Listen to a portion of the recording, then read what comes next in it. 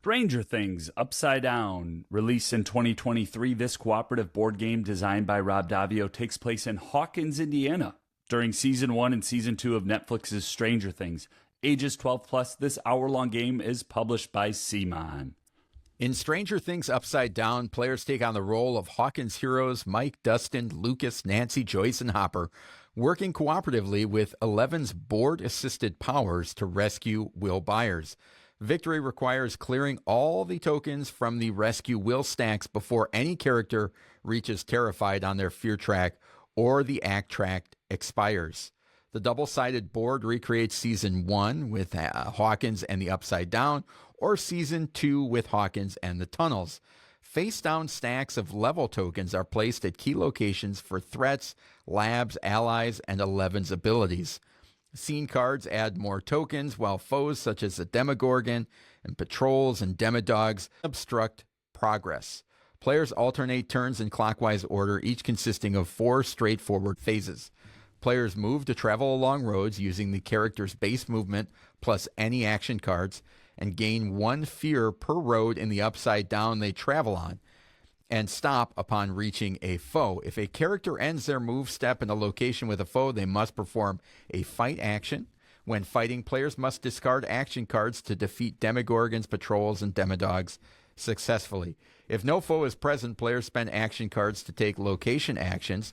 Players can perform actions such as calming down, collecting items, and gathering information without being contested. However, other actions like recruiting allies, helping Eleven, investigating the lab, and rescuing Will require players to spend action cards to defeat token stacks with hidden values. Players succeed if they play action cards with a value equal to or greater than the value of the total token stack. Failure in combat or when attempting contested actions causes characters to accumulate fear. After performing actions, players refill their hand of action cards to 5. If the deck runs out, you're going to shuffle the discard pile, and 11 advances on the act track. Then the players reveal scene cards based on the current act and the number of danger icons on played cards. The team wins by emptying all rescue will stacks, or those stacks plus the gate stack in Season 2. The game ends in defeat if any player becomes Terrified or the action deck reshuffles when 11 is on the Act 3 space. I want to go over this token stack concept because it's the core of the game and it's kind of hard to explain in the overview. But on the board, there are various stacks of tokens with values numbered 0 through 5. Those, most of the time, are going to be face down. You are then going to try attempt an action, play action cards out of your hand with a value. Your action cards are valued between 1 and 3. So you'll put a number down, flip over all of the stacks in the token, and see if the action cards that you played beat that token stack. If you did, great, you've accomplished your objective. If not, you're going to get rid of one of the tokens in the stack and now have knowledge of what it's going to take to beat that stack. Do you like that mechanic? Do I like that? It is...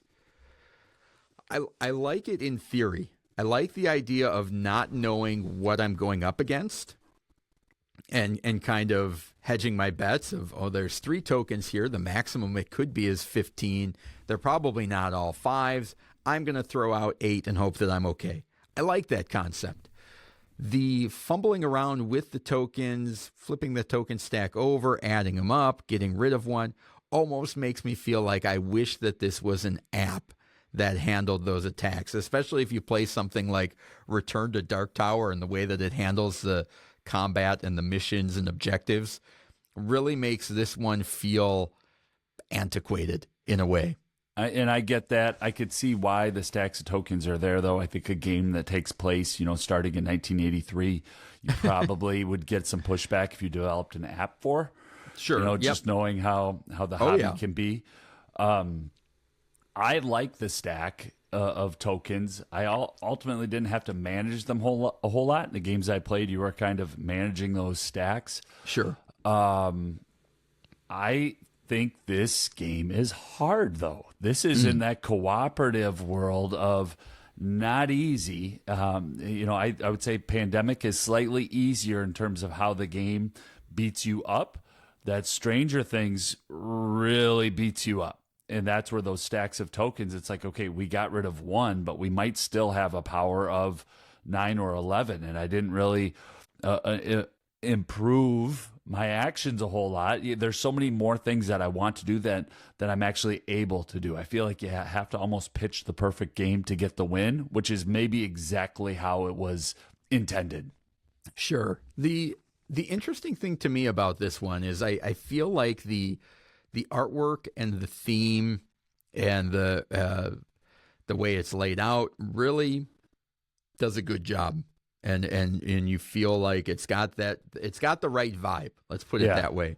The artwork and everything about it has the right vibe. The minis are cool, things like that. I felt like there was something missing from the show. Like that crossover of the show to the theme of the game. And where I think it shows up is it wasn't quite tense enough. There wasn't quite enough charm. And it felt mechanical to me. And I think the excitement of, I don't know what's in this stack, wears off very quickly. And my fear for this game is that because that excitement falls off and it becomes sort of mechanical rather quickly, I think that would keep gamers away from it. But I think the non-gamers, which I think is like the perfect audience for this game, I think the token stack concept is a bridge too far for them. And so I think it falls in this kind of awkward middle area of it's not quite for gamers, but it's not quite simple enough for non-gamers to just, hey, I like Stranger Things. I'm going to pick up this game and it's going to be awesome. And so it almost falls in this no man's land for me that I can't quite place where it fits. I think the fit is for folks who love Stranger Things. I think that's more of the lead than for folks who love board games. Yeah. If you but is it simple enough for them?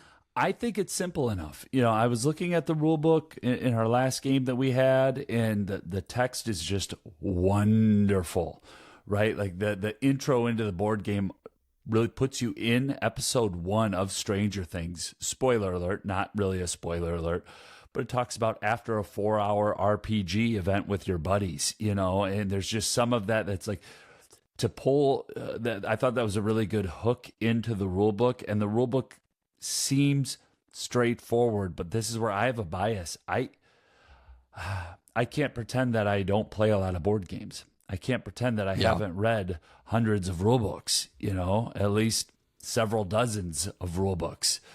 So I don't know. I don't have that experience to approach it with fresh eyes as somebody, hey, I've only played Catan and Ticket to Ride. Am I able to get Stranger Things up and running with my buddies or my family? I don't know. Yeah. I wish I could give better insight on that. To me, the rule book was very much do this, then do that. Now take a turn. I thought the action and the movement system is pretty straightforward. I like how the characters all have a little bit of a power at the start of the game. But again, I think in our plays, and we've had a few of them, and we've played a lot of cooperative games, you really almost have to pitch the perfect game to get the win. And if that's how it's designed, then great. But I think if people know that ahead of time, this isn't one you're just going to, go through in the first time and crush every Demogorgon and have those cool moments and hopper for the win. No, more oftentimes you're probably going to lose instead of win. Yeah, I think what's missing for me is the excitement of the game. Like the idea of it, okay, lean into the Stranger Things and have some dice. There is that initial excitement of, I hope I played enough to complete this stack. But then once you do that, you know what's in there. And it's just, for a game about predominant, and you and I are both Stranger Things fans. So a game about kids in the 80s, which we were, rescuing their friend, playing D&D, I expected more excitement, more opportunities to stand up and high five or just have a general, all right, this is it, I hope it works type of thing of like put together a plan and make something happen. And it's like, fingers crossed it works out. And it's just, I've never felt it anytime playing this game. It just feels too mechanical to me, which is unfortunate because I'm desperate. I would love a great Stranger Things cooperative game. So any ending thoughts for you, Michael? No, I was actually the only thing I guess I have one, and I was listening to what you were saying and also trying to counter that with my final thoughts. I was impressed with this game. I thought it would be just quote unquote another RP game, but there was more game in here, and I can see what you're saying without having those high five moments. I don't know what that would be. To me, this is a tight cooperative, one step further than a horrified. Maybe 2 steps past a pandemic, and it's hard. My final thought is, if we never play the game again, and I walk by this in the Gen Con flea market in 2028, I'm gonna think, man, that's a challenging cooperative. That thing really beat me up badly. All right, so that is Stranger Things Upside Down from CMON.